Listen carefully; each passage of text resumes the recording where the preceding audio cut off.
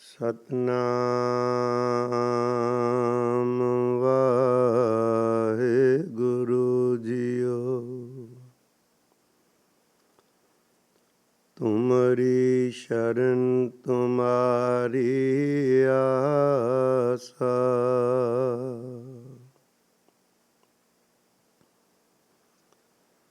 ਤੁਮ ਹੀ ਸੱਜਣ ਸੁਹੇਲੇ।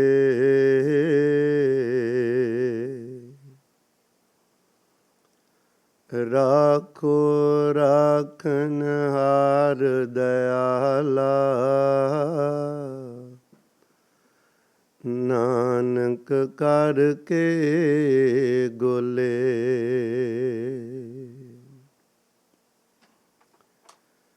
ਜੇਤਾ ਸਮੁੰਦ ਸਾਗਰ ਨੀਰ ਭਰਿਆ, ਤੇ ਔਗਣ ਹਮਾਰੇ।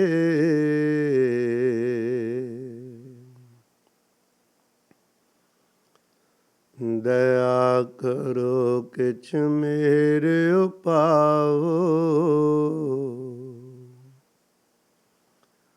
ਡੁੱਬਦੇ ਪੱਥਰ ਤਾਰੇ।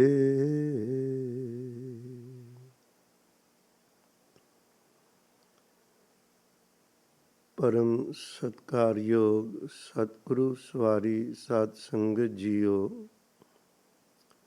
ਸਤਿਗੁਰਾਂ ਦੀ ਮਹਾਨ ਬਖਸ਼ਿਸ਼ ਕੀਤੀ ਹੋਈ ਫਤਿਹ ਦੀ ਸਾਂਝ ਪਾਓ ਜੀ। ਵਾਹਿਗੁਰੂ ਜੀ ਕਾ ਖਾਲਸਾ, ਵਾਹਿਗੁਰੂ ਜੀ ਕੀ ਫਤਿਹ। ਸਤਿਗੁਰੂ ਸ੍ਰੀ ਗੁਰੂ ਗ੍ਰੰਥ ਸਾਹਿਬ ਮਹਾਰਾਜ ਇਨਸਾਨ ਨੂੰ ਕਿਹੋ ਜਿਹਾ ਇਨਸਾਨ ਬਣ ਕੇ ਇਸ ਧਰਤੀ 'ਤੇ ਰਹਿਣਾ ਚਾਹੀਦਾ, ਜਿਹਦੇ ਨਾਲ ਇਹ ਪੂਰਾ ਸੁੱਖ ਨਾਲ ਜੀਵਨ ਬਤੀਤ ਕਰ ਸਕੇ। ਉਸ ਜੀਵਨ ਦੀ ਚਾਲ ਢਾਲ, ਜਿਉਣ ਦਾ ਢੰਗ ਸਤਿਗੁਰੂ ਜੀ ਕਿਰਪਾ ਕਰਕੇ ਧੰਨ ਗੁਰੂ ਗ੍ਰੰਥ ਸਾਹਿਬ ਜੀ ਦੀ ਬਾਣੀ ਰਾਹੀਂ ਸਾਨੂੰ ਦਰਸਾਉਂਦੇ ਨੇ। ਮਹਾਰਾਜ ਜੀ ਇਹੋ ਜਿਹੇ ਬਚਨ ਕਰਦੇ ਨਹੀਂ ਜਿਹੜੇ ਕਿਸੇ ਖਾਸ ਕੌਮ ਮਜ਼ਹਬ ਸੰਬੰਧਿਤ ਹੋਣ। ਸਰਬ ਸ਼ਬਦੰ ਏਕ ਸ਼ਬਦੰ ਜੇ ਕੋ ਜਾਣੇ ਪਿਓ, ਇੱਕ ਨਿਰੰਕਾਰ ਦੀ ਤਮਾਮ ਰਚਨਾ, ਜਿੰਨੇ ਵੀ ਮਨੁੱਖੀ ਜਾਮੇ ਵਿੱਚ ਜੀਵ ਆਏ ਨੇ, ਹਰ ਜੀਵ ਦਾ ਇੱਕੋ ਮਨੋਰਥ ਪਰਮਾਤਮਾ ਨੂੰ ਮਿਲਣ ਦਾ। ਇਹ ਤਾਂ ਨਹੀਂ ਨਾ ਵੀ ਕੇਵਲ ਸਿੱਖਾਂ ਨੂੰ ਕਵੇਂ ਵੀ ਗੋਬਿੰਦ ਮਿਲਣ ਕੀ ਤੇਰੀ ਬਰੀਆ ਤੁਹਾਡੀ ਹੈ ਤੇ ਹੋਰ ਕਿਸੇ ਦੀ ਨਹੀਂ। ਹਰ ਇਨਸਾਨ ਦੀ, ਤੇ ਹਰ ਇਨਸਾਨ ਕਿਹੜੇ ਜੀਵਨ ਦੇ ਢੰਗ ਅਪਣਾਵੇ ਜਿਸ ਨਾਲ ਉਹ ਸੁਖੀ ਵੀ ਹੋਵੇ, ਉਹ ਆਪਣੀ ਮੰਜ਼ਿਲ ਪਰਮਾਤਮਾ ਵੱਲ ਵੀ ਤੁਰਿਆ ਜਾਵੇ।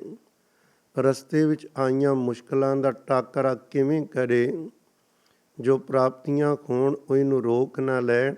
ਸਾਰੇ ਬਚਨ ਸਤਿਗੁਰੂ ਜੀ ਬਾਣੀ ਵਿੱਚ ਇੱਕ ਇੱਕ ਚੀਜ਼ ਸਮਝਾਉਂਦੇ ਨੇ। ਅੱਜ ਆਪਾਂ ਵਿਚਾਰ ਕਰਾਂਗੇ ਸਤਿਕਾਰਯੋਗ ਸੰਤ ਬਾਬਾ ਪ੍ਰੇਮ ਸਿੰਘ ਜੀ ਮੁਰਾਲੇ ਵਾਲਿਆਂ ਦੇ ਸੰਬੰਧ ਅੰਦਰ, ਜਿਨ੍ਹਾਂ ਦਾ ਜੀਵਨ 1882 ਤੋਂ ਸ਼ੁਰੂ ਹੋ ਕੇ 2 ਜੂਨ 1950 ਤੱਕ ਦਾ ਸੰਪੰਨ ਹੁੰਦਾ ਹੈ। ਮਹਾਰਾਜ ਜੀ ਦੀ ਖੇਡ ਹੈ, ਨਾਲ ਦੂਸਰੇ ਗੁਰੂ ਕੇ ਪਿਆਰਿਓ ਇਹਨਾਂ ਦੇ ਗੁਰ ਭਾਈ, ਕੌਮ ਵਿੱਚ ਬੜੀ ਮਹਾਨ ਅਦਬ ਸਤਿਕਾਰਯੋਗ ਹਸਤੀ ਸੰਤ ਗਿਆਨੀ ਸੁੰਦਰ ਸਿੰਘ ਜੀ ਪਿੰਡਰਾਂ ਵਾਲੇ, ਉਹਨਾਂ ਦਾ ਵੀ ਜਨਮ 1882 ਦਾ ਹੀ ਹੈ। ਸਤਿਕਾਰਯੋਗ ਬਾਬਾ ਨਿਧਾਨ ਸਿੰਘ ਸਾਹਿਬ ਹਜ਼ੂਰ ਸਾਹਿਬ ਵਾਲੇ, ਉਹ ਵੀ 1882 ਵਿੱਚ ਹੀ ਨਡਾਲੋ ਪਿੰਡ ਵਿੱਚ ਹੁਸ਼ਿਆਰਪੁਰ ਜ਼ਿਲ੍ਹੇ 'ਚ ਉਹਨਾਂ ਦਾ ਜਨਮ ਹੁੰਦਾ, ਪੈਦਾ ਹੋਏ ਨੇ। ਅੱਜ ਅਸੀਂ ਗੱਲ ਮੁਰਾਲੇ ਵਾਲਿਆਂ ਦੀ ਕਰਨੀ, ਸੰਤ ਬਾਬਾ ਪ੍ਰੇਮ ਸਿੰਘ ਜੀ ਖੁਰਾਂ ਦੀ। ਇੱਕ ਬਚਨ ਤੁਹਾਡੇ ਨਾਲ ਸਾਂਝਾ ਕਰਾਂ। ਸਤਿਗੁਰੂ ਸੱਚੇ ਪਾਤਸ਼ਾਹ ਜੀ, ਅਸੀਂ ਕਿਉਂ ਬਾਰ-ਬਾਰ ਜਪਣ ਵਾਲੇ ਨਾ ਸਾਧੂਆਂ ਦੀ, ਸੰਤਾਂ ਦੀ, ਮਹਾਂਪੁਰਖਾਂ ਦੀ ਗੱਲ ਕਿਉਂ ਕਰਦੇ ਹਾਂ? ਸਾਹਿਬ ਕਹਿੰਦੇ, ਜੇਕਰ ਤੁਸੀਂ ਤੁਰਨਾ ਨਾ ਵਾਹਿਗੁਰੂ ਵੱਲ, ਜੇ ਤੁਹਾਨੂੰ ਸੱਚਮੁੱਚ ਗੁਰੂ ਗ੍ਰੰਥ ਸਾਹਿਬ ਨਾਲ ਪਿਆਰ ਹੈ, ਤੁਸੀਂ ਇਕੱਲੇ ਨਹੀਂ ਤੁਰ ਕੇ ਕਾਮਯਾਬ ਹੋਵੋਗੇ। ਤੁਹਾਨੂੰ ਸੰਗਤ ਦੀ, ਉੱਚਿਆਂ ਦੀ, ਗੁਰਮੁਖਾਂ ਦੀ, ਸਾਧੂਆਂ ਦੀ ਸੰਗਤ ਦੀ ਅਵਸ਼ ਲੋੜ ਹੈ। ਸਤਿਗੁਰੂ ਜੀ ਦੇ ਬਚਨ ਨੇ, ਸੰਤ ਸਹਾਈ ਜੀ ਕੇ, ਇਹ ਜੀਵਾਂ ਦੀ ਮਦਦ ਕਰਦੇ ਹਨ। ਕਿਉਂ ਪਿਆਰਿਓ, ਅੰਦਰ ਦਾ ਰਾਹ ਕਿਸੇ ਨੇ ਵੇਖਿਆ ਨਹੀਂ ਬਾਹਰਲੋਂ। ਜਿਨ੍ਹਾਂ ਨੇ ਬਾਹਰ ਵੇਖਿਆ, ਬਾਰ ਕਿਵੇਂ ਕਿਵੇਂ GPS ਬਣੇ ਹੋਏ ਨੇ। ਸਾਰੀ ਦੁਨੀਆ ਦਾ ਨਕਸ਼ਾ ਤੁਹਾਡੀ ਮੁੱਠੀ ਵਿੱਚ ਹੈ। ਇਹ ਵੀ ਪਤਾ ਹੈ ਸਮੁੰਦਰਾਂ ਨੂੰ ਨਾਪਿਆ ਪਿਆ ਹੈ, ਆਕਾਸ਼ਾਂ ਵਿੱਚ ਕੀ ਕੁਝ ਹੈ, ਕਿੱਥੇ ਹਵਾ ਤੇਜ਼ ਹੈ, ਕਿੱਥੇ ਘੱਟ ਹੈ, ਸਾਰਾ ਕੁਝ ਬਾਹਰ ਤੇ ਪਤਾ। ਅੰਦਰ ਜਦੋਂ ਜਾਣਾ ਤੇ ਅੰਦਰ ਦਾ ਰਸਤੇ ਬਾਰੇ ਉਹੀ ਦੱਸੇਗਾ ਜਿਹੜਾ ਆਪ ਅੰਦਰ ਗਿਆ ਹੈ। ਸਤਿਗੁਰੂ ਸੱਚੇ ਪਾਤਸ਼ਾਹ ਜੀ ਕਹਿੰਦੇ ਸੀ, ਬਚਨ ਕਰਨੇ ਨੇ, ਤੈਨੂੰ ਸਮਝ ਨਹੀਂ ਆਉਂਦੇ, ਜਿਨ੍ਹਾਂ ਨੂੰ ਸਮਝ ਆ ਗਈ ਤੂੰ ਉਹਨਾਂ ਦੀ ਸੰਗਤ ਕਰੀ, ਉਹ ਤੇਰੀ ਸਹਾਇਤਾ ਕਰਨਗੇ। ਸਤਿਗੁਰੂ ਇਹ ਸ਼ਬਦ ਬਹੁਤ ਵਾਰੀ ਵਰਤਦੇ, ਸੰਤ ਸਹਾਈ ਰਾਮ ਕੇ ਕਰ ਕਿਰਪਾ ਦਿਆ ਮਿਲਾਏ।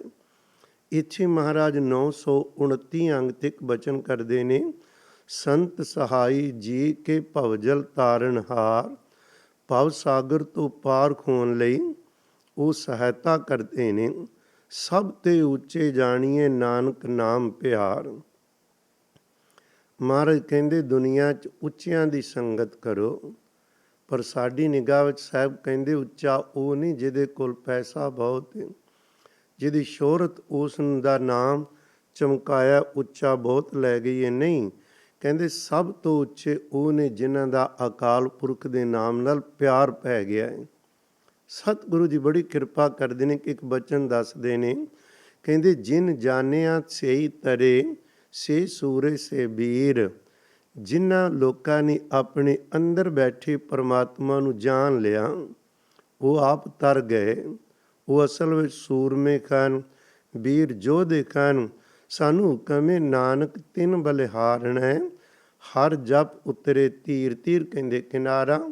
ਕਹਿੰਦੇ ਇਹ ਭਵ ਸਾਗਰ ਤੋਂ ਜਿਹੜੇ ਪਾਰ ਪਹੁੰਚ ਗਏ, ਹਰੀ ਦਾ ਜਾਪ ਕਰ ਕਰਕੇ ਸਾਧੂ, ਉਹਨਾਂ ਨੂੰ ਕਹੋ ਗੁਰਸਿੱਖ ਆਖੋ, ਮਹਾਂਪੁਰਖ ਹੈ, ਕਹਿੰਦੇ ਉਹਨਾਂ ਤੋਂ ਬਲਿਹਾਰ ਜਾਈਏ, ਸਦਕੇ ਜਾਈਏ, ਕੁਰਬਾਨ ਜਾਈਏ।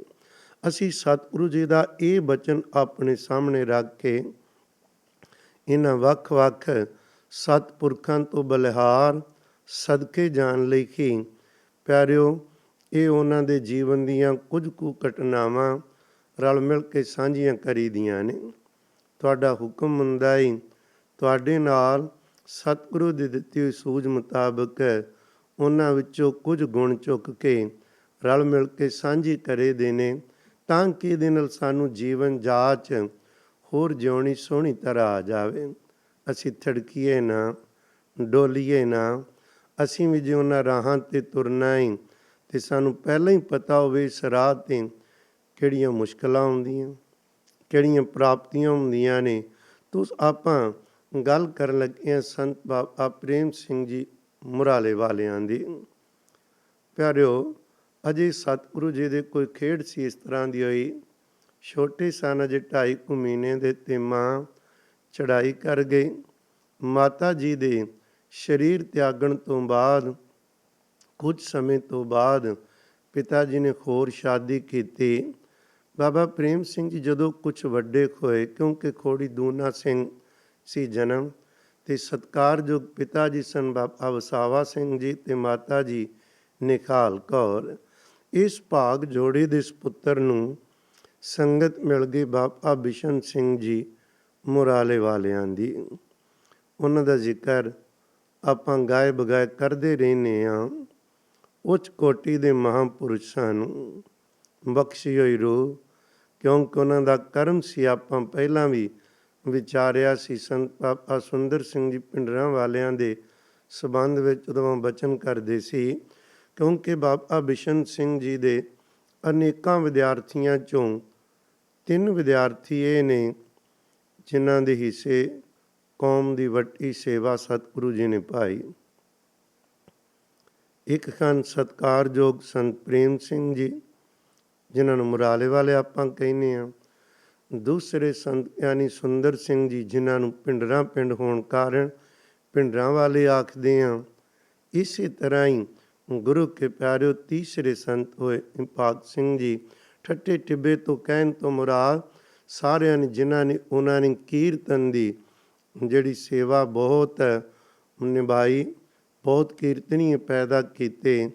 ਗੁਰੂ ਪਾਤਸ਼ਾਹ ਦੀ ਕਿਰਪਾ ਨਾਲ ਭਾਈ ਅਵਤਾਰ ਸਿੰਘ, ਗੁਰਚਰਨ ਸਿੰਘ, ਜਿਨ੍ਹਾਂ 'ਤੇ ਕਲਾਸੀਕਲ ਰਾਗ 'ਤੇ ਵੀ ਬੜੀ ਕਿਰਪਾ ਸੀ, ਉਹਨਾਂ ਕੋਲ ਗੁਣ, ਉਹ ਵੀ ਉੱਥੋਂ ਹੀ ਅਸਥਾਨ ਤੋਂ ਵਰੋਸਾਏ ਸਨ। ਤੋਂ ਗੱਲ ਕਰ ਰਹੇ ਸਾਂ ਬਾਬਾ ਬਿਸ਼ਨ ਸਿੰਘ ਜੀ ਮੁਰਾਲੇ ਵਾਲੇ। ਮੁਰਾਲੇ ਉਹ ਰਹਿੰਦੇ ਸੀ, ਮੁਰਾਲੇ ਵਾਲੇ ਬਣ ਗਏ। ਅੰਦਰ ਇੱਕ ਚੇਤਾ ਰੱਖਣਾ, ਹਰ ਸਿੱਖ ਨੇ ਨਾਮ ਵਾਲਾ ਬਣਨਾ ਹੈ, ਸਤਿਗੁਰੂ ਵਾਲਾ ਬਣਨਾ ਹੈ, ਬੰਦਗੀ ਵਾਲਾ ਬਣਨਾ ਹੈ। ਜਿਹੜੇ ਬਾਹਰ ਅਸੀਂ ਵਾਲੇ ਲਾਉਂਦੇ ਹਾਂ, ਇਹ ਕਿਸੇ ਇਲਾਕੇ ਦਾ ਨਾਂ, ਰਾੜਾ ਸਾਹਿਬ ਵਾਲੇ, ਨਾਨਕਸਰ ਵਾਲੇ, ਮੁਰਾਲੇ ਵਾਲੇ, ਪਿੰਡਰਾਂ ਵਾਲੇ, ਇਹ ਸਾਰੇ ਨਾਂ ਨੇ। ਜਾਂ ਤਾਂ ਗੁਰੂ ਕੇ ਪਿਆਰੇ ਪਿੰਡਾਂ ਦੇ ਨਾਮ ਅਤੇ ਕਈ ਵਾਰ ਇਲਾਕੇ ਦਾ ਨਾਮ ਕਈਆਂ ਨਾਲ ਜੁੜਦਾ ਹੈ। ਤੋ ਬਾਬਾ ਬਿਸ਼ਨ ਸਿੰਘ ਜੀ ਦਾ ਸੁਭਾਅ ਸੀ, ਜਿੱਥੇ ਵਿਦਿਆਰਥੀਆਂ ਨੂੰ ਪੜ੍ਹਾਉਣਾ, ਉੱਥੇ ਹਰ ਰੋਜ਼, ਉਦੋਂ ਹੁਣ ਵਾਂਗੂ ਚੱਕੀਆਂ ਨਹੀਂ ਸਨ ਵੀ ਮਸ਼ੀਨਾਂ ਇਹਦੇ ਨਾਲ ਆਟਾ ਪਿਆਓ ਲਿਆਉਣਾ, ਚੱਕੀਆਂ ਨਾਲ ਆਟਾ ਪੀਆ ਜਾਂਦਾ ਸੀ, ਕਣਕ ਪੀਵੀ ਜਾਂਦੀ ਸੀ। ਬਾਬਾ ਜੀ ਨੇ ਹਰ ਰੋਜ਼ ਚੱਕੀ ਆਪ ਚਲਾਉਣੀ, ਆਪ ਚਲਾਉਂਦੇ ਸੀ ਅਤੇ ਵਿਦਿਆਰਥੀ ਵੀ ਚਲਾਉਣਗੇ। ਚੱਕੀ ਪੀ ਕੇ ਆਟਾ ਤਿਆਰ ਕਰਕੇ ਅਤੇ ਪ੍ਰਸ਼ਾਦ ਆਪਣੀ ਹੱਥੀਂ ਤਿਆਰ ਕਰਿਆ ਕਰਦੇ ਸਨ। ਧੰਨ ਗੁਰੂ ਗੋਬਿੰਦ ਸਿੰਘ ਪਾਤਸ਼ਾਹ ਮਹਾਰਾਜ ਦੀ ਕਿਰਪਾ ਨਾਲ ਜੋ ਸਤਿਗੁਰਾਂ ਜੀ ਨੂੰ ਪ੍ਰਵਾਨ ਕਰਾਉਣਾ ਦੇਗ, ਉਹ ਆਪਣੇ ਹੱਥੀਂ ਤਿਆਰ ਕਰਨੀ ਅਤੇ ਮਹਾਰਾਜ ਜੀ ਨੂੰ ਪ੍ਰਵਾਨ ਕਰਾਉਣਾ। ਹੌਲੀ ਹੌਲੀ ਸਾਡੇ ਕੌਮੇ ਨੇ ਇਹਨਾਂ ਚੀਜ਼ਾਂ ਨੂੰ ਫਿਰ ਘਟਾਉਣ ਦਾ ਯਤਨ ਕੀਤਾ। ਮੈਨੂੰ ਯਾਦ ਹੈ ਇੱਕ ਵਾਰ ਗੁਰੂ ਕੀ ਕੜਾਹ ਪ੍ਰਸ਼ਾਦ ਦੀ ਦੇਗ ਦੀ ਸੇਵਾ ਕਰਨੀ ਸੀ। ਇੱਕ ਸੱਜਣ ਆ ਕੇ ਉਚੇਚਾ ਕਹਿਣ ਲੱਗਾ, ਇਹ ਸਾਡਾ ਕੰਮ ਨਹੀਂ ਦੇਗ ਵਰਤਾਣੀ। ਕੋਈ ਕਥਾਵਾਚਕ, ਕੋਈ ਕੀਰਤਨੀਆਂ, ਕੋਈ ਮਹਾਂਪੁਰਸ਼ ਪ੍ਰਸ਼ਾਦ ਵਰਤਾਏ, ਬਾਕੀ ਸੇਵਾਦਾਰਾਂ ਦਾ ਕੰਮ ਇਹਦੇ ਨਾਲ ਹੱਦ ਤੱਕ ਹੁੰਦੀ ਹੈ। ਨਹੀਂ, ਇਹ ਸਾਡੀ ਗਲਤੀ ਹੈ। ਜਿਹੜੇ ਪ੍ਰਸ਼ਾਦ ਨੂੰ ਸਤਿਗੁਰੂ 10 ਗੁਰੂ ਸਾਹਿਬਾਨਾਂ ਨੇ ਪ੍ਰਵਾਨ ਕਰਨਾ ਹੋਵੇ, ਪਿਆਰਿਓ, ਜੇ ਉਹ ਨਹੀਂ ਕਰਾਂਗੇ ਤੇ ਆਪਾਂ ਕਰਨਾ ਵੀ ਕੀ ਹੈ। ਬਾਬਾ ਬਿਸ਼ਨ ਸਿੰਘ ਜੀ ਖੁਦ ਤਿਆਰ ਕਰਦੇ, ਬਾਬਾ ਪ੍ਰੇਮ ਸਿੰਘ ਜੀ ਵੀ ਫਿਰ ਨਾਲ ਚੱਕੀ ਪੀਂਦੇ ਹਨ, ਉਹ ਵੀ ਚੱਕੀ ਚਲਾਉਂਦੇ ਨੇ। ਚੱਕੀ ਪੀਂਦਿਆਂ ਫਿਰ ਹੋਰ ਗੱਲ ਸੀ ਬੜੀ, ਮਹਾਰਾਜ ਦਾ ਕੋਈ ਕੌਤਕ ਸੀ, ਜਦੋਂ ਘਿਓ ਦੀ ਥੋੜ ਹੋਵੇ, ਪਰ ਬਾਬਾ ਬਿਸ਼ਨ ਸਿੰਘ ਜੀ ਜਦੋਂ ਲੰਗਰ ਤਿਆਰ ਕਰਦੇ, ਸੰਗਤ ਨੂੰ, ਵਿਦਿਆਰਥੀਆਂ ਨੂੰ ਛਕਾਉਣਾ ਅਤੇ ਘਿਓ ਨਾਲ ਪ੍ਰਸ਼ਾਦੇ ਆਪ ਚੋਪੜਿਆ ਕਰਦੇ। ਬਾਬਾ ਪ੍ਰੇਮ ਸਿੰਘ ਜੀ ਦੀ ਸੇਵਾ ਲਾਈ, ਵੇਖਿਆ ਵੀ ਚੰਗੀ ਤਰ੍ਹਾਂ ਘਿਓ ਨਹੀਂ ਲਾ ਰਹੇ, ਡਰਦੇ ਦੇਸੀ ਘਿਓ ਲਾ ਰਹੇ ਨੇ ਵੀ ਥੋੜ੍ਹਾ ਲੱਗੇ, ਖਰਾਬ ਨਾ ਹੋਵੇ। ਕਹਿਣ ਲੱਗੇ, ਤੁਹਾਨੂੰ ਪਤਾ ਹੀ ਨਹੀਂ, ਜਾਚ ਹੀ ਨਹੀਂ ਹੈ ਪ੍ਰਸ਼ਾਦੇ ਚੋਪੜਨ ਦੀ, ਚੰਗਾ ਘਿਓ ਲਾਓ, ਚੰਗੇ ਪ੍ਰਸ਼ਾਦੇ ਚੋਪੜ ਕੇ ਕਹਿੰਦੇ ਪਾਣੀ ਵਾਂਗੂ ਘਿਓ ਵਗਾਓ, ਕਿਉਂਕਿ ਗੁਰੂ ਨਾਨਕ ਸਾਹਿਬ ਦਾ ਦਿੱਤਾ ਅਤੇ ਉਹਨਾਂ ਦੀਆਂ ਸੰਗਤਾਂ ਨੇ ਛਕਣਾ ਹੈ। ਇਹ ਨਹੀਂ ਪਿੱਧ ਚ ਕਹਾਵੇਂ ਵੇ, ਦਿੱਤਾ ਵੀ ਉਹਦਾ, ਛਕਣਾ ਵੀ ਉਹਦੀਆਂ ਪਿਆਰੀਆਂ ਸੰਗਤਾਂ ਨੇ, ਅਤੇ ਨਾਲੇ ਇਹ ਸੇਵਾ ਕਰਾਉਂਦੇ। ਇੱਕ ਦਿਨ ਕਹਿਣ ਲੱਗੇ ਬਾਬਾ ਪ੍ਰੇਮ ਸਿੰਘ ਸਾਹਿਬ ਜੀ ਨੂੰ, ਕਹਿਣ ਲੱਗੇ, ਭਾਈ ਆਹ ਜਿਹੜੇ ਪ੍ਰਸ਼ਾਦੇ ਚੋਪੜ ਨੇ, ਲੰਗਰ ਤਿਆਰ ਕਰਨਾ, ਲੰਗਰ ਦੇ ਭਾਂਡੇ ਮਾਂਜਣੇ ਆਪ ਮਾਂਜਿਆ ਕਰਦੇ ਸਨ, ਅਤੇ ਆਪਣੇ ਸਿੱਖਿਆਰਥੀਆਂ ਨੂੰ ਕਹਿਣਾ ਤੁਸੀਂ ਮਾਂਜੋ। ਜਦੋਂ ਭਾਂਡੇ ਮਾਂਜਣ ਲਈ ਕਹਿਣਾ, ਤੇ ਇੱਕ ਦਿਨ ਅਚਾਨਕ ਹੀ ਕਹਿਣ ਲੱਗੇ, ਸਿੰਘੋ, ਇਹ ਲੰਗਰ ਦੇ ਭਾਂਡੇ ਮਾਂਜ ਕੇ, ਲੰਗਰ ਦੀ ਸੇਵਾ ਕਰਕੇ ਜੋ ਮਰਜ਼ੀ ਗੁਰੂ ਨਾਨਕ ਸਾਹਿਬ ਦੇ ਘਰੋਂ ਲੈ ਲਓ, ਸਤਿਗੁਰੂ ਉਹ ਕੁਝ ਤੁਹਾਡੀ ਝੋਲੀ 'ਚ ਪਾਉਣਗੇ। ਕਹਿੰਦੇ ਸੀ ਹੱਥਾਂ 'ਤੇ ਸਰੋਂ ਜਮਾ ਕੇ ਵੇਖੀ ਹੋਈ ਹੈ। ਇਹ ਕਹਿ ਕੇ ਉਹ ਚੁੱਪ ਕਰ ਗਏ। ਇਸ਼ਾਰੇ ਹੁੰਦੇ ਨੇ ਨਾ ਭਈ ਕਿਵੇਂ, ਉਹ ਆਪ ਜਾਚਾਂ ਦੱਸ ਰਹੇ ਸਨ। ਉਹਨਾਂ ਦਾ ਰੋਜ਼ ਦਾ ਕੰਮ ਸੀ ਵੀ ਜਦੋਂ ਸੇਵਾ ਤੋਂ ਵਿਹਲੇ ਹੋ ਗਏ, ਕਥਾ ਦੀ ਸੇਵਾ ਹੋ ਗਈ, ਅਤੇ ਬਾਕੀ ਸਾਰਾ ਦਿਨ ਇੱਥੋਂ ਦੂਰ 4-5 ਕਿਲੋਮੀਟਰ ਦੀ ਦੂਰੀ 'ਤੇ ਇੱਕ ਕਾਂ ਜਗ੍ਹਾ, ਉੱਥੇ ਬੈਠ ਕੇ ਸਾਰਾ ਦਿਨ ਉੱਥੇ ਭਜਨ ਬੰਦਗੀ ਕਰਨੀ। ਇਹੋ ਜਿਹੀ ਜੁੜੀ ਕੋਈ ਆਤਮਾ ਦੀ ਸੰਗਤ ਮਿਲੀ ਹੈ ਬਾਬਾ ਪ੍ਰੇਮ ਸਿੰਘ ਜੀ ਨੂੰ। ਇਹਨਾਂ 'ਤੇ ਖੁਸ਼ ਸਨ ਪੂਰੇ। 1905 ਦੀ ਗੱਲ ਹੈ, ਜਦੋਂ ਬਾਬਾ ਬਿਸ਼ਨ ਸਿੰਘ ਜੀ ਖੁਰਾ ਨੇ ਬਾਬਾ ਪ੍ਰੇਮ ਸਿੰਘ ਜੀ ਨੂੰ ਆਖਿਆ, ਇਸ ਸਥਾਨ ਦੇ ਮੁਖੀ ਬਾਬਾ ਪ੍ਰੇਮ ਸਿੰਘ ਹੋਣਗੇ। ਹੈਰਾਨੀ ਹੋਈ ਲੋਕਾਂ ਨੂੰ, ਇਹ ਨੌਜਵਾਨ ਬੱਚਾ ਹੀ ਇਹਨਾਂ ਨੂੰ ਸੇਵਾ ਦੇ ਦਿੱਤੀ ਨੇ। ਵੇਖ ਕੇ ਨਾ ਜਵਾਨੀ ਬਾਬਾ ਪ੍ਰੇਮ ਸਿੰਘ ਖੁਰਾਂ ਦੀ ਵੀ ਬਹੁਤੀ ਉਮਰ ਨਹੀਂ ਹੈ, ਕੁਝ ਸਮੇਂ ਤੋਂ ਆਏ ਨੇ ਸੇਵਾ ਵਿੱਚ। ਕਹਿਣ ਲੱਗੇ ਬਾਬਾ ਜੀ ਤੁਸੀਂ ਕਿੱਡੇ ਪਿਆਰਾਂ ਨਾਲ ਇਹ ਡੇਰਾ ਤਿਆਰ ਕੀਤਾ ਹੈ। ਡੇਰੇ ਤੋਂ ਮੁਰਾਦ ਇਹ ਨਹੀਂ ਹੁੰਦਾ ਜਿੱਥੇ ਕੋਈ ਮਨਮਤ ਹੋਵੇ, ਇਹ ਪ੍ਰਚਲਿਤ ਨਾ ਹੋ ਜਾਂਦੇ ਨੇ। ਜਿਵੇਂ ਕਦੇ ਧਰਮਸ਼ਾਲਾ ਪ੍ਰਚਲਿਤ ਸੀ, ਫਿਰ ਗੁਰਦੁਆਰਾ ਸਾਹਿਬ ਪ੍ਰਚਲਿਤ ਹੋਇਆ, ਫਿਰ ਗੁਰਦੁਆਰੇ ਨਾਲ ਸਿੰਘ ਸਭਾ ਸ਼ਬਦ ਜੁੜ ਗਿਆ ਵੀ ਸਿੰਘਾਂ ਦੀ ਸਭਾ। ਬਾਹਰਲੇ ਮੁਲਕਾਂ 'ਚ ਸ਼ਬਦ ਗੁਰੂ ਘਰ ਪ੍ਰਚਲਿਤ ਹੈ। ਡੇਰਾ ਤੋਂ ਮੁਰਾਦ ਸੀ ਜਿੱਥੇ ਕਿਸੇ ਇੱਕ ਸਾਧੂ ਧੰਨ ਗੁਰੂ ਗ੍ਰੰਥ ਸਾਹਿਬ ਪਾਤਸ਼ਾਹ ਜੀ ਦੇ ਲੜ ਲਾਉਂਦਾ ਏ, ਵਿਦਿਆਰਥੀਆਂ ਨੂੰ ਪੜ੍ਹਾਉਂਦੇ, ਲੰਗਰ ਚੱਲਦੇ ਹਨ, ਸੰਗਤ ਦੀ ਸੇਵਾ ਦਿਨ ਰਾਤ ਹੋ ਰਹੀ ਹੈ। ਉਸ ਅਸਥਾਨ ਡੇਰੇ ਦਾ ਮੁਖੀ ਬਾਬਾ ਪ੍ਰੇਮ ਸਿੰਘ ਜੀ ਨੂੰ 1905 ਵਿੱਚ ਬਣਾ ਦਿੰਦੇ ਨੇ। ਸ਼ੱਕ ਕੀਤਾ ਗਿਆ ਇਹ ਡੇਰਾ ਕਿਵੇਂ ਸੰਭਾਲਣਗੇ। ਕਿਸੇ ਨੇ ਕਹਿਤਾ ਬਾਬਾ ਜੀ ਨੌਜਵਾਨ ਹੈ, ਡੇਰਾ ਉਜਾੜ ਕੇ ਰੱਖ ਦੇਗਾ। ਬਾਬਾ ਬਿਸ਼ਨ ਸਿੰਘ ਜੀ ਜਾਣਦੇ ਨੇ ਆਉਣ ਵਾਲੇ ਸਮੇਂ ਨੂੰ, ਬੱਚੇ ਵਿੱਚ ਗੁਣ ਤੇ ਜੋ ਆਪ ਦ੍ਰਿਸ਼ਟੀ ਪਾਣੀ ਸੀ ਉਹ ਪਾ ਦਿੱਤੀ ਉਹਨੇ। ਪਾ ਕੇ ਕਹਿਣ ਲੱਗੇ ਡੇਰਾ ਉਜਾੜੇਗਾ ਨਹੀਂ, ਇਹੋ ਜਿਹੀ ਸੇਵਾ ਸੰਭਾਲ ਕਰੇਗਾ, ਦੁਨੀਆ ਦੇ ਕੋਨੇ-ਕੋਨੇ ਵਿੱਚ ਇਸ ਸਥਾਨ ਦਾ ਨਾਂ ਚਮਕਾਏਗਾ। ਅੱਜ ਵੇਖੀਦਾ ਹੈ ਨਾ ਬਾਹਰਲੇ ਮੁਲਕਾਂ ਵਿੱਚ ਬਹੁਤ ਵੱਡੀ ਪੱਧਰ 'ਤੇ ਉਹਨਾਂ ਦੀ ਬਰਸੀ ਮਨਾਈ ਜਾਂਦੀ ਜੂਨ ਵਿੱਚ। ਪਹਿਲਾਂ ਇਟਲੀ ਦੀ ਸੰਗਤ ਨੇ ਮਸ਼ਹੂਰ ਕੀਤੀ, ਆਸਟ੍ਰੇਲੀਆ ਕੀਤੀ, ਇੰਗਲੈਂਡ ਹੋਈ, ਹੁਣ ਅਮਰੀਕਾ ਦੇ ਅੰਦਰ ਖਾਸ ਕਰਕੇ ਨਿਊਯਾਰਕ ਵਿੱਚ ਬਹੁਤ ਵੱਡੇ ਸਮਾਗਮ ਕੀਤੇ ਜਾਂਦੇ ਨੇ ਇਸ ਬਰਸੀ ਦੇ ਸਬੰਧ ਅੰਦਰ। ਭਾਵੇਂ ਉਹ ਗੁਰਦੁਆਰਾ ਸਿੱਖ ਕਲਚਰ ਸੁਸਾਇਟੀ ਰਿਚਮੰਡ ਨਿਊਯਾਰਕ ਦੀ ਹੋਵੇ, ਭਾਵੇਂ ਬਾਬਾ ਮੱਖਣ ਸ਼ਾਹ ਲੁਬਾਣਾ ਦਾ ਸਥਾਨ ਨਿਊਯਾਰਕ ਵਿਖੇ ਹੋਵੇ, ਚਾਹੇ ਬਾਬਾ ਮਾਝਾ ਸਿੰਘ ਜੀ ਦਾ ਸਥਾਨ ਹੋਵੇ, ਚਾਹੇ ਸੰਤ ਬਾਬਾ ਪ੍ਰੇਮ ਸਿੰਘ ਸੇਵਾ ਸੁਸਾਇਟੀ ਜੋ ਬਣੀਆਂ ਨੇ ਉਹ ਵੱਖ-ਵੱਖ ਜਗ੍ਹਾ 'ਤੇ। ਇਸ ਤੋਂ ਇਲਾਵਾ ਵੀ ਪੂਰੇ ਅਮਰੀਕਾ 'ਚ, ਕੈਨੇਡਾ 'ਚ ਵੀ ਵੱਡੀ ਪੱਧਰ 'ਤੇ ਮਨਾਈ ਜਾਂਦੀ ਹੈ। ਕਾਰਨ ਉਸ ਬਾਬਾ ਪ੍ਰੇਮ ਸਿੰਘ ਜੀ ਖੁਰਾਂ ਦੀ ਮਿਹਨਤ, ਮੁਸ਼ੱਕਤ, ਕਿਉਂਕਿ ਉਹਨਾਂ ਸਮਾਜ ਸੁਧਾਰ ਲਹਿਰ ਚਲਾਈ ਹੋਈ ਸੀ। 1907 ਵਿੱਚ ਬਾਬਾ ਬਿਸ਼ਨ ਸਿੰਘ ਜੀ ਚੋਲਾ ਬਦਲ ਜਾਂਦੇ ਨੇ।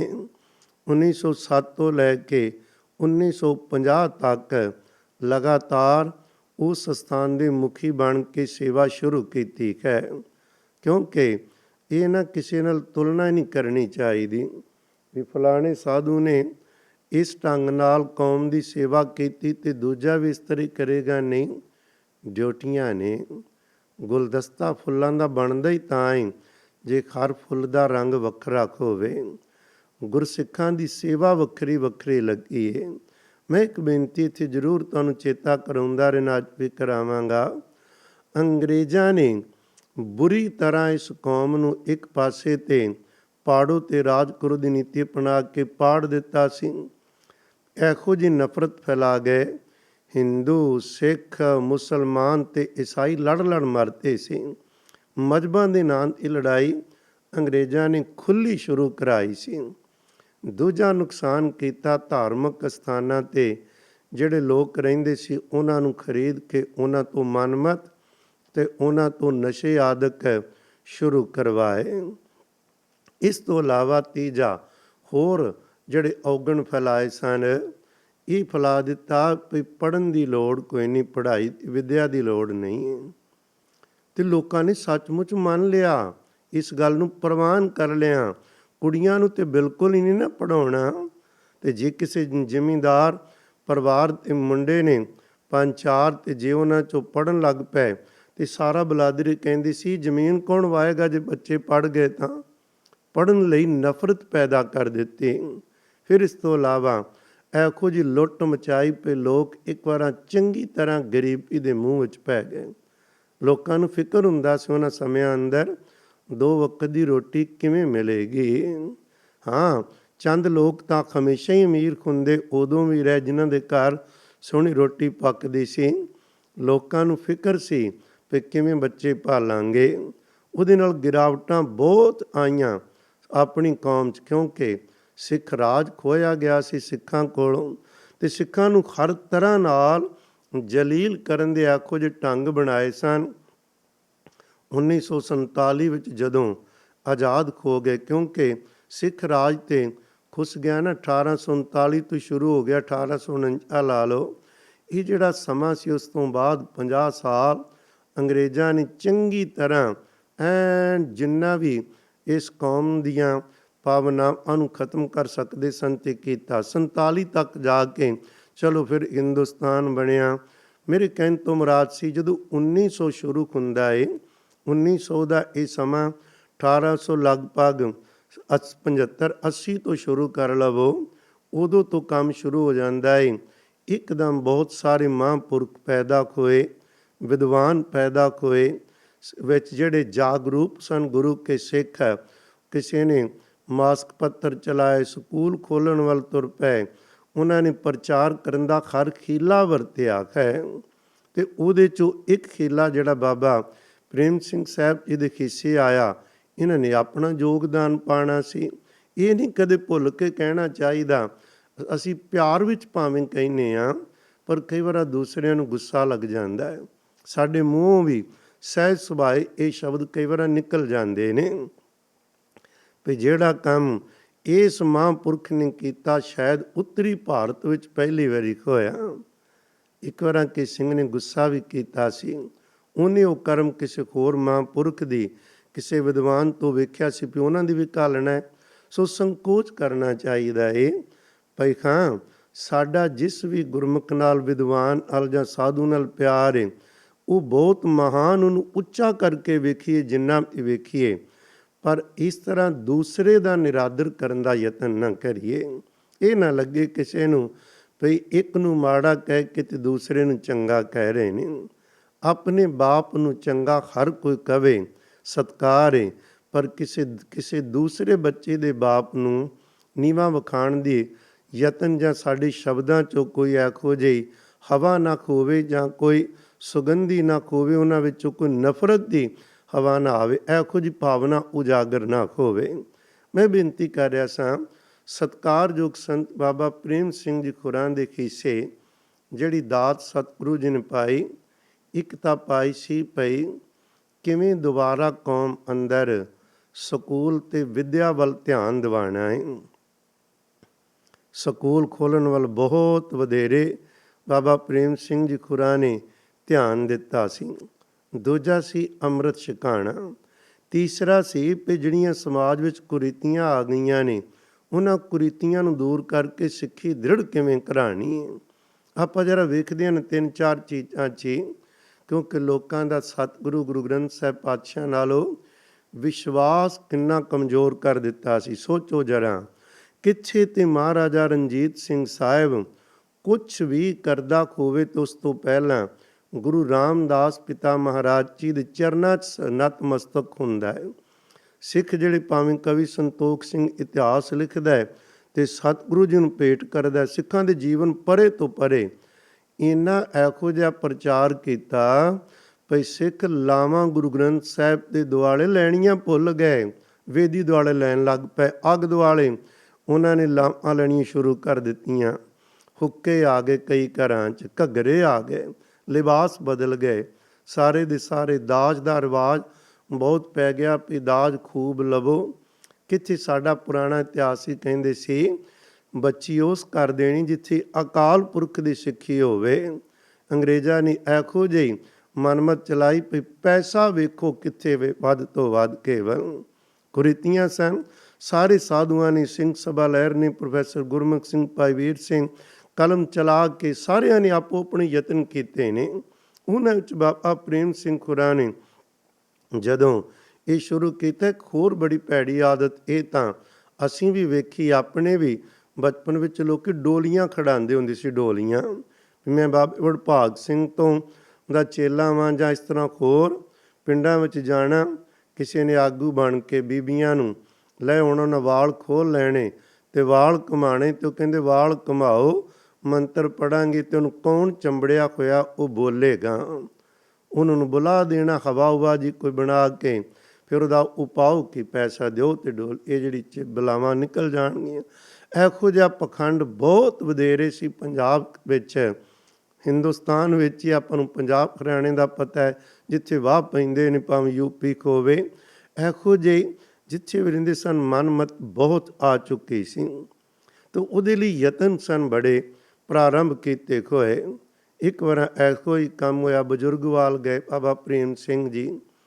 ਉੱਥੇ ਸਾਰਾ ਪਿੰਡ ਹੀ ਡੋਲੀਆਂ ਖੜਾਣੀਆਂ ਪਈਆ, ਜਿਹੜੀਆਂ ਮੁਸ਼ਕਲਾਂ ਆਈਆਂ ਨੇ ਵੀ ਪੈਸਾ ਕਿਉਂ ਨਹੀਂ ਵੱਧਦਾ, ਪੈਸਾ ਤਾਂ ਵੈਸੇ ਨਹੀਂ ਵੱਧਦਾ ਸੀ, ਹਾਲਾਤ ਇਸ ਤਰ੍ਹਾਂ ਦੇ ਸਨ।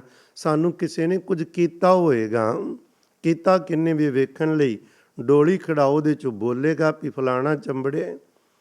ਬਾਬਾ ਪ੍ਰੇਮ ਸਿੰਘ ਜੀ ਹੋਰੀ ਗਏ, ਸਾਰੇ ਪਿੰਡ ਨੂੰ ਇਕੱਠਿਆਂ ਕਰਕੇ ਸ੍ਰੀ ਗੁਰੂ ਗ੍ਰੰਥ ਸਾਹਿਬ ਦਾ ਸਿਧਾਂਤ ਇਹੋ ਜਿਹੇ ਪਿਆਰ ਨਾਲ ਦ੍ਰਿੜ ਕਰਾਇਆ, ਉਹਨਾਂ ਨੂੰ ਜਗਾਇਆ। ਕਹਿਣ ਲੱਗੇ ਕਿਹੜੇ ਪਾਸੇ ਪੈ ਗਏ ਹੋ, ਰੱਬ ਤੋਂ ਟੁੱਟ ਕੇ ਦੁੱਖ ਹੁੰਦੇ, ਰੱਬ ਨਾਲ ਜੁੜ ਕੇ ਤਮਾਮ ਸੁੱਖ ਨੇ। ਸਾਰੇ ਪਿੰਡ ਨੇ ਗੁਰੂ ਕੇ ਪਿਆਰਿਓ ਤਿਆਰ ਹੋ ਗਏ ਅੰਮ੍ਰਿਤ ਛਕਣ ਨੂੰ। 1913 ਦੀ ਗੱਲ ਏ। ਪਿੰਡ ਵਿੱਚ ਬਹੁਤੇ ਲੋਕਾਂ ਨੂੰ ਅੰਮ੍ਰਿਤ ਛਕਾਇਆ। ਜਿੰਨਾ ਉਹਨਾਂ ਦੇ ਕੁੰਡੇ ਕੁੰਡੀਆਂ ਡੋਲੀਆਂ ਖਿਡਾਉਣ ਵਾਲੇ ਦੇ ਪਏ ਸੀ, ਸਾਰੇ ਕਹਿੰਦੇ ਚੱਕੋ ਇੱਥੋਂ ਪਿੰਡ 'ਚੋਂ। ਸਾਰੇ ਚੁੱਕ ਕੇ ਮੁਰਾਲੇ ਲਿਆਂਦੇ, ਬਰਾਂਡਾ ਬਣ ਰਿਹਾ ਸੀ, ਉਹਦੀ ਨੀਹਾਂ ਵਿੱਚ ਲਿਆ ਕੇ ਸੁੱਟ ਦਿੱਤੇ। ਔਖਾ ਸੀ।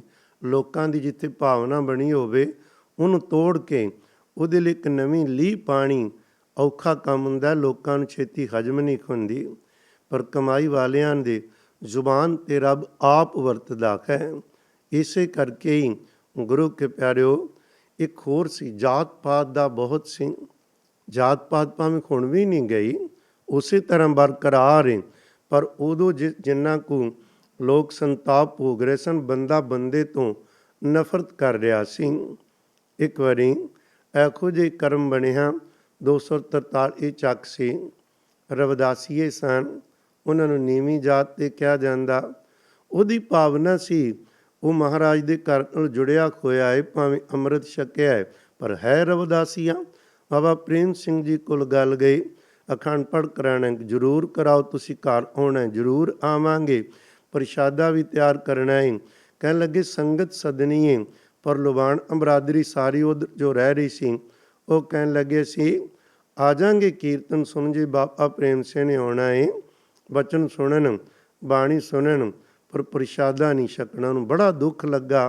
ਬਾਬਾ ਪ੍ਰੇਮ ਸਿੰਘ ਪਤਾ ਲੱਗਾ, ਬੋਲਿਓ ਕਿਹੜੇ ਪਾਸੇ ਤੁਰ ਪਏ ਹੋ, ਮਹਾਰਾਜ ਨੇ ਜਾਤਾਂ ਪਾਤਾਂ ਤੋੜੀਆਂ ਤੇ ਤੁਸੀਂ ਫੇਰ ਉਹਨਾਂ ਜਾਤਾਂ ਪਾਤਾਂ ਵਿੱਚ ਪੈ ਗਏ। ਖਬਰਦਾਰ, ਜਿਸ ਤਰ੍ਹਾਂ ਦੀ ਗੱਲ ਕੀਤੀ ਤੇ ਸਾਰੀ ਲੁਬਾਣ ਬਰਾਦਰੀ ਸੀ ਨਾਲ ਲੈ ਕੇ ਉਹਦੇ ਘਰ ਕੀਰਤਨ ਵਿਖੋਇਆ, ਪ੍ਰਸ਼ਾਦਾ ਤਿਆਰ ਹੋਇਆ, ਸਾਰਿਆਂ ਨੇ ਇੱਕੋ ਪੰਗਤ ਵਿੱਚ ਬੈਠ ਕੇ ਛਕਿਆ। ਪਿਆਰਿਓ ਮੰਨਦੇ ਸੀ ਕਿਉਂਕਿ ਉਹਨਾਂ ਦੀ ਕਮਾਈ ਸੀ।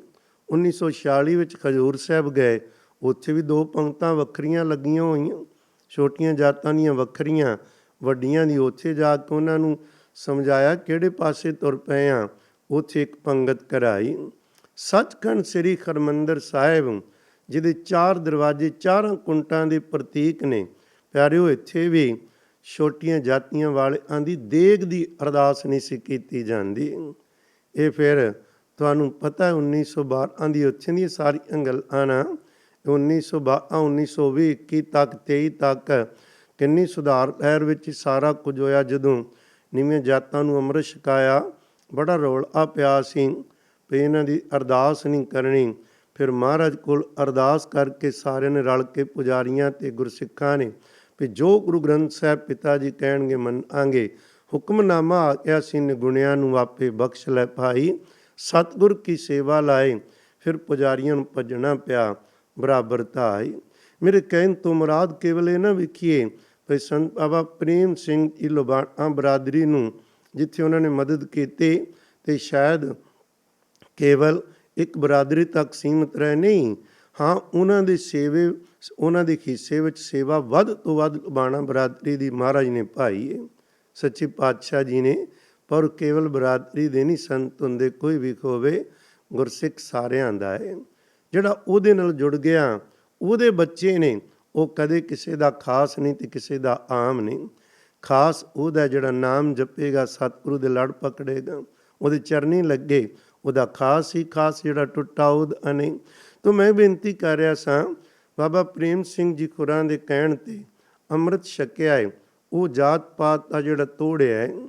ਮੈਂ ਇੱਕ ਹੋਰ ਬੇਨਤੀ ਕਰਾਂ, ਹੋਇਆ ਕਿ ਜਦੋਂ ਨਾ ਬਾਬਾ ਪ੍ਰੇਮ ਸਿੰਘ ਜੀ ਸ਼੍ਰੋਮਣੀ ਕਮੇਟੀ ਵਿੱਚ ਵੀ ਉਹਨਾਂ ਨੇ ਲੰਬਾ ਸਮਾਂ ਉੱਥੇ ਰਹੇ ਨੇ ਮੈਂਬਰ ਦੇ ਤੌਰ 'ਤੇ।